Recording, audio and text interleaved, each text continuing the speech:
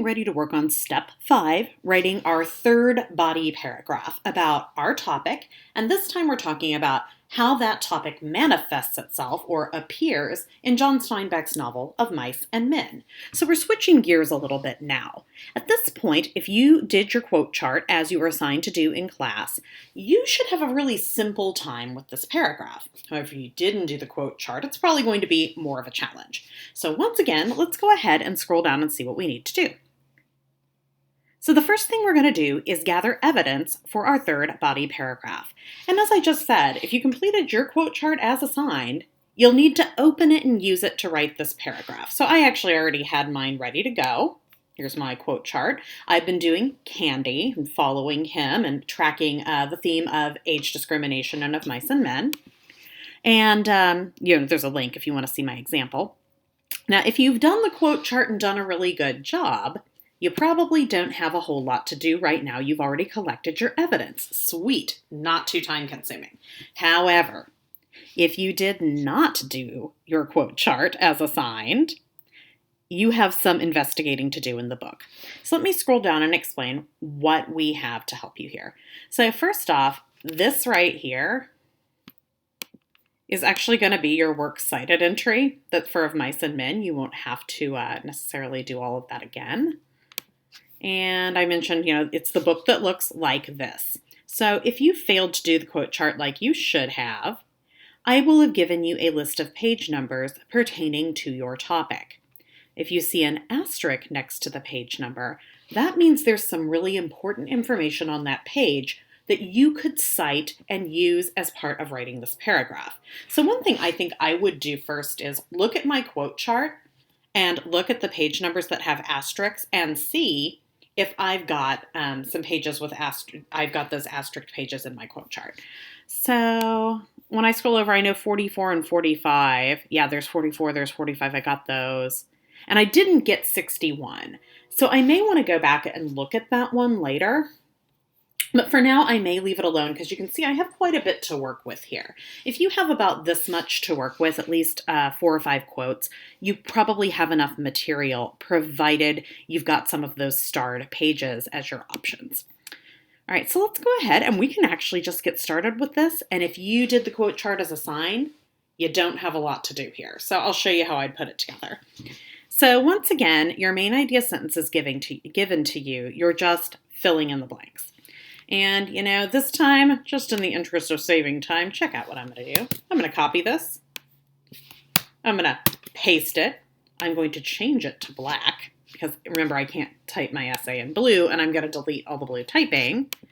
So the name of the character, insert his name here, is Candy. Make sure you actually get all that extra text on. Experience discrimination because he is old. All right, let me just read that and make sure I didn't leave anything in there that shouldn't be there. In John Steinbeck's novel of Mice and Men, the character Candy experiences discrimination because he is old. There should be a comma there. Okay. So describe one time in the novel when the character experiences discrimination due to being an older adult. And it'll be whatever your topic is, discrimination based on gender or race or intellectual disability. This is where you will insert a direct quote from the novel, and you will cite the novel using parenthetical citations. And in case you didn't ever notice this before, you can click on where it says parenthetical citations and it will give you some examples of what to do. So if my examples alone are not enough to help you, make sure you click on that and look at some additional information. So since I put a lot of effort into my quote chart, I know that I've already got some pretty good information here. And I'll show you why I'm just able to copy and paste. So right here, let me get this on the same line. Carlson complains about Candy's dog, saying that he smells bad, got no teeth, and has rheumatism, Steinbeck 44. So see how I took some of my own words and then some of the words from the novel, and I put them together to make a sentence that when I read it out loud sounds like one whole sentence together. I actually did that work back when I was doing my quote chart to save myself time down the road. Now I'm getting to reap the benefits of the hard work I did earlier. Carlson says the dog ain't no good to Candy.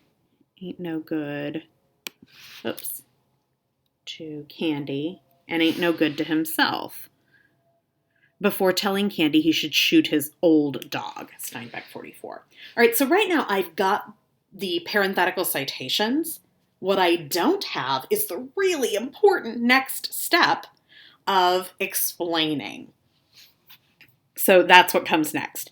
Explain why the quote you chose or the event you described is an example of discrimination based on age. Contrast that character's experience with that of a younger person in the same situation. So, or if you're doing gender, it might be a man, or if you're talking about intellectual disability with somebody who's neurotypical, you get the idea you're going to have a customized experience here. So let's go back and see what I put for my explain step in my chart. Oh, look at this. I already did the work. When Carlson suggests shooting the dog because he's old and no longer useful, Candy cannot help but be reminded that he too is old and that he too may be viewed as useless. So there's my explanation step. And because I put in my time early, I don't have much to do but copy and paste it over here. Okay, so describe another time in the novel when the character experiences discrimination. And so I knew that I did my work ahead of time.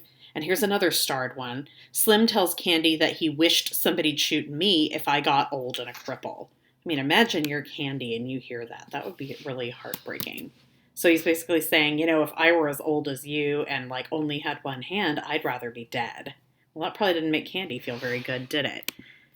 So I can go ahead, and because I had already done that work ahead of time, I've got my parenthetic citations, I've worked in some of my own words, I've got my quotation marks in the right place. Boom, my work's done. All right, so let me go ahead and go over and see how I did on the explain step. So Candy, like his dog, is both old and a cripple. When Slim tells Candy he would rather be dead than old and handicapped, he is in effect telling Candy that his life has ceased to have purpose and value. Candy, like his dog, might be better off dead. So I already did my explaining step. So if you did your explaining steps as you went, you may not have a lot to do here either. Now you may have just fragments. You may need to make them into sentences, and that works too. All right, so I've got my paragraph pretty much done. Since I put my time in early, I'm going to go ahead and get this set up just like I have my other paragraphs by deleting the blue typing, so I'm just left with my own words. Oops, I don't want to delete that. That's my words. All right, and it looks like I got a couple different fonts going on here. I probably ought to fix that because that's going to make me nuts. Okay, so I'm getting rid of all the stuff that isn't my words. And now I'm going to merge everything into a paragraph because paragraphs don't have big, weird spaces between each sentence. So I'm going ahead and merging this into one paragraph. I'm merging, and I know I've got more formatting to do later, but this gets me off to a good start. Okay, and I need to indent my paragraph by hitting tab. Now notice I've got like a couple of fonts here. That may happen to you too when you move stuff over from your chart. In the interest of me not feeling crazy, I'm going to go ahead and fix this all to 12-point font.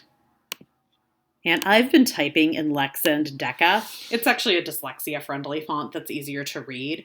Some teachers, I think, are starting to accept that as one of the fonts that you can use in a final copy, but not everyone. In the meantime, because it's going to make it easier for me as somebody who needs that support to proofread my work, I'm going to leave it alone for now. But it's all in one font.